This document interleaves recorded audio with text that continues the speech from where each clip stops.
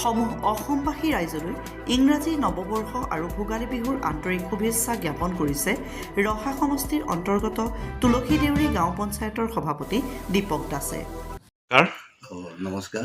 আমাৰ চেনেলত আপোনালোকলৈ ভোগালী বিহু আন্তৰিক শুভেচ্ছা জ্ঞাপন কৰিলোঁ। ধন্যবাদ।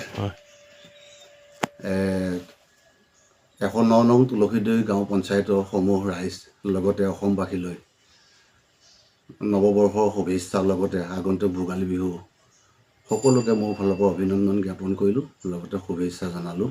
আগন্তুক দিনত যাতে সকলোৱে আমি মিলিজুলি হাঁহি ধেমালিৰে যাতে পঞ্চায়তটো উন্নয়নৰ দিশত আগুৱাই যাব পাৰোঁ আৰু সকলোৰে বিহু উপলক্ষে সকলোকে আকৌ দুনাই নতুনকৈ বিহু শুভেচ্ছা জ্ঞাপন কৰিলোঁ। সেইটো হয়, ভোগালী বিহু বুলি ক'লে আমাৰ সকলোতে মনটো ভালে থাকে আৰু ভোগালী বিহু ক'লে আমাৰ গ্ৰাম্য অঞ্চলৰ লোকসকলৰ কাৰণে এটা কৃষি প্ৰধান অঞ্চলৰ কাৰণে এটা কি ক'ব এই ক্ষেত্ৰত? হয়, এইটো সঁচা কথা।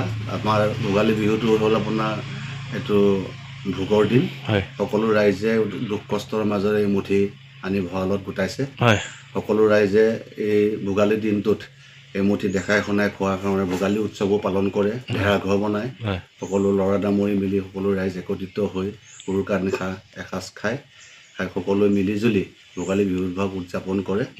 আৰু আশা কৰোঁ সকলো যাতে তুলসী দেউৰী গাঁও পঞ্চায়তই নহয় অসমবাসী যাতে এই বিহুৰ লগত সম্পৰ্ক ৰাখি যাতে আমাৰ অসমীয়া জাতিটো জীয়াই ৰখা কামনা কৰোঁ। সেইটো হয়। আপোনাৰ ভোগালী প্ৰস্তুতি কেনেকুৱা চলিছে? আপোনাৰ ঘৰতো জলপান হৈছে, ৰাইজে বনাই আছে। হয়, আমাৰ আইগৰাকীও আমাৰ ইতিমধ্যে জলপান যোগাৰ কৰিছে বিহু বুলি।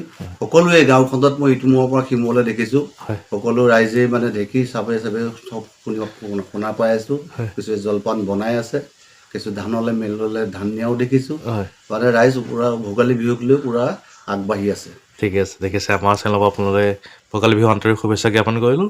আগন্তুক ভগৱানৰ ওচৰত কিবা এটা দীৰ্ঘায়ু থাকে। ধন্যবাদ।